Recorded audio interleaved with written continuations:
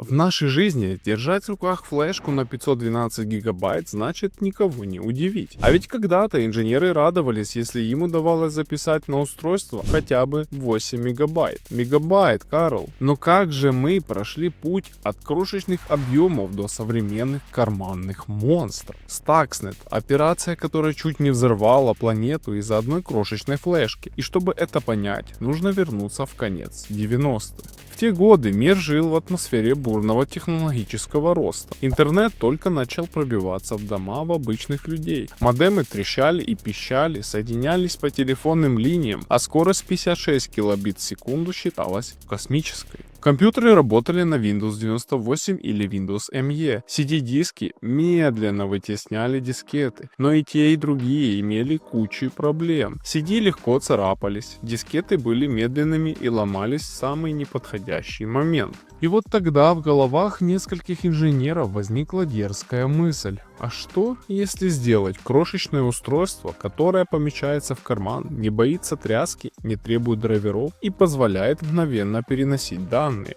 Ответ на этот вопрос начали искать сразу несколько компаний. В Израиле в M-Systems инженер Дов Морон вместе с командой работал над этим проектом, который сначала планировался для военной техники и космических приборов. Параллельно с ними сингапурская Track 2000 и гиганты вроде IBM и Intel тоже подкидывали идеи. В 1999 году M-Systems показала прототип Disk 1K. Объем 8 мегабайт. Для нас сегодня это как 1,5 фото с телефона, но тогда это была революция. Без драйверов, без сложной настройки. Просто вставил в USB порт и файлы готовы к копированию. Но тогда был один нюанс. Стоила такая флешка около 50 зеленых долларов. И многие крутили пальцем у виска. Кому это надо, если есть дискеты по 50 центов? Это же мусор. Впрочем, уже через год IBM выпустила свою версию. И тут все изменилось. Когда в дело вмешался такой гигант, технология начала свое победоносное шествие. Конечно, было и немало проблем. Первые флешки имели слабый пластик. Разъем мог просто отломаться. Контроллеры памяти иногда теряли данные. И инженеры неделями разбирались, как устранить баги. Но эти неудачники сыграли и положительную роль. Началась гонка за надежность. Появились ударопрочные, водонепроницаемые и даже защищенные паролем модели. А теперь давайте вспомним, что в начале 2000-х царил настоящий технологический праздник.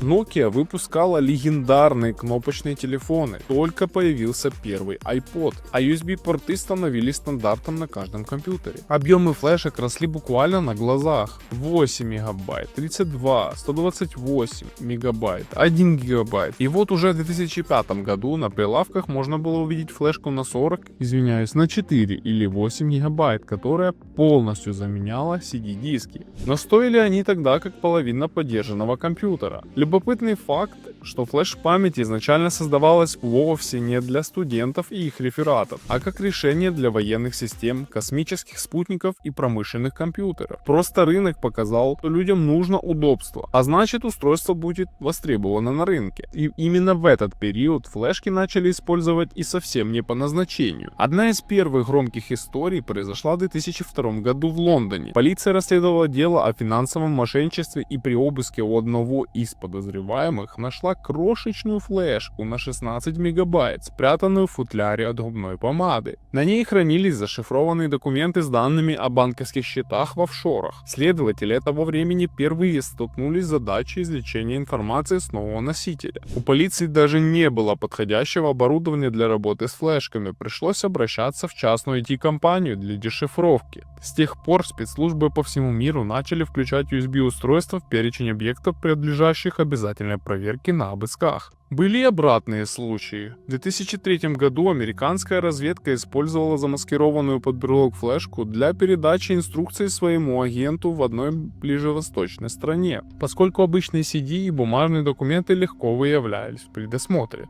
И теперь, один из обещанных секретов, так кто же был первым? M-Systems запатентовала концепт. Track 2000 первой вывела устройство в широкую продажу. IBM сделала технологию массовой. Каждый до сих пор считает, что именно он отец флешки. Но Правда в том, что это был коллективный рывок. Без одновременной работы десятков инженеров и смелых идей мы бы, возможно, до сих пор пользовались дискетами. А вот и второй секрет лета 2010 года. На одном из иранских предприятий по обогащению урана начинается череда странных сбоев. Центрифуги, которые должны вращаться с идеально стабильной скоростью, внезапно начинают работать то быстрее, то медленнее, а иногда и вовсе выходят из строя. Инженеры в панике. На мониторах все в порядке. Датчики показывают норму, но физическая реальность говорит обратное. Расследование вскоре приводит к невероятному открытию. В системе обнаружен сложнейший вирус, позже получивший имя Stuxnet.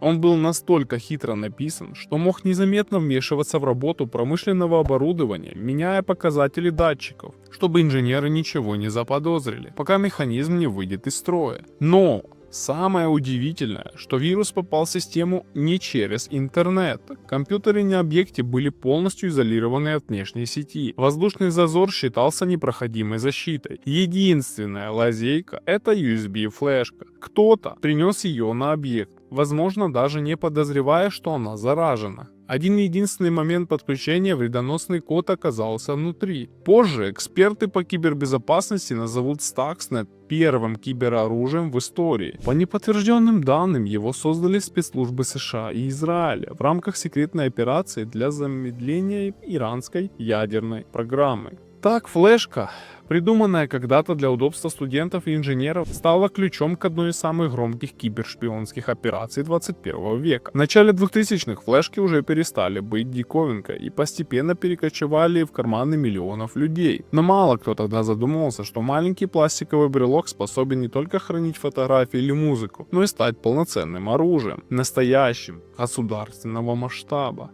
Сегодня же флешки продолжают эволюционировать. Они становятся быстрее, прочнее, защищаются от сканеров отпечатков пальцев, а некоторые даже встроенным шифрованием. И возможно через 10 лет мы будем рассказывать детям, что когда-то носили с собой физические носители данных. И они будут смеяться так же, как мы смеемся, глядя на старые дискеты. Всем пока!